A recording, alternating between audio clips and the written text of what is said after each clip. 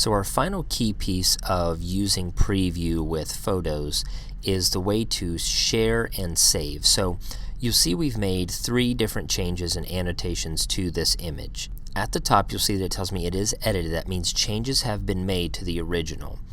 If I simply choose the X and close out, it is going to close the image. And Preview, although it shows it's open, has no document there. So if I go back into where I saved it and I open the image that I modified, you'll see it held the modifications. So it does an automatic save if you make modifications to the image. You can save it traditionally by just choosing File and Save.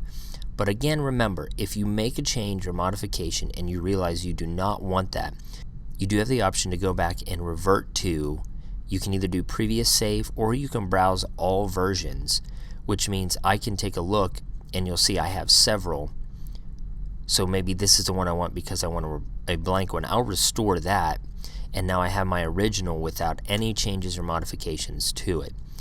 If you do make a modification and you want to save immediately, so let's say that I need this image to be this way, I can go to File, Save, and it will save, and I can still do my revert to, and it will ask me, do I want to revert? Yes, and see, I can get this copy back. So a few different ways that it saves. It does save automatically, and you can save it directly in the more traditional way. So it's a nice combination of a Google Drive type save and a traditional save.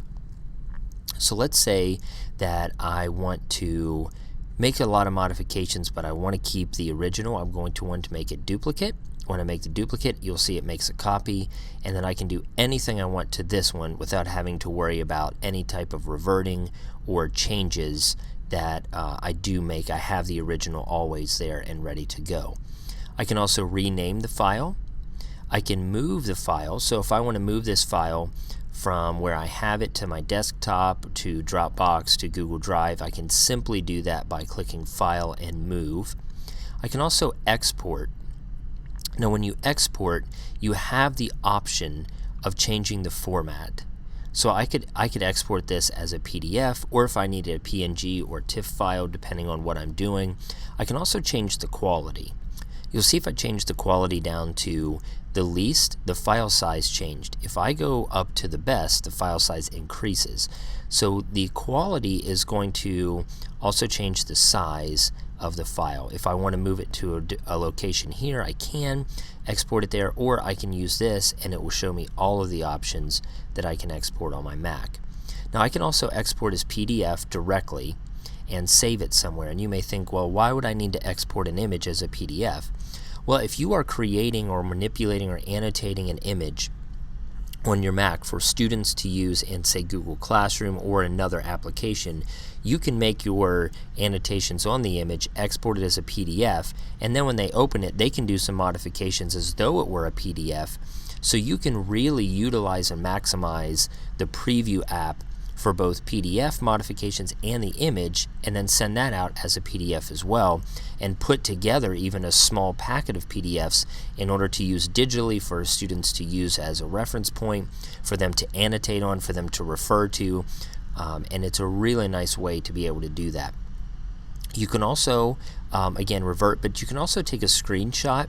Now we know if you use your Mac a lot and you've used any of the shortcuts, Command-Shift-3 and Command-Shift-4 give you 2 different options of doing a screenshot on your Mac.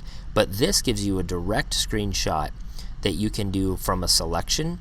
So you'll see that it's this exact same function that I have with Command-Shift-4 by doing this, and it would capture the section that I want.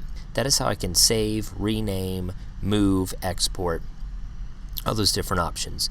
But again, if I wanted to send this to my photos, I will go to Share. I can do Add to Photos. It is not going to delete this image. Preview is going to stay open. Now when I go to my photos and I want to find it, I can go to Albums. You'll see that in All Photos it just showed up right there. So I'm going to double click All Photos, and you'll see when I do All Photos it shows up here in the lower left because that's where it was. If you simply go to Photos, I'm going to show you the difference here. You'll notice it doesn't show up down here because it doesn't understand it as it was created today. So if I don't know where or when that was and I just keep scrolling, I might never find it. So if I go to albums and I go to all photos, it will be here in the lower left. So that's just the quickest and most efficient way to locate it once you have it in your photos.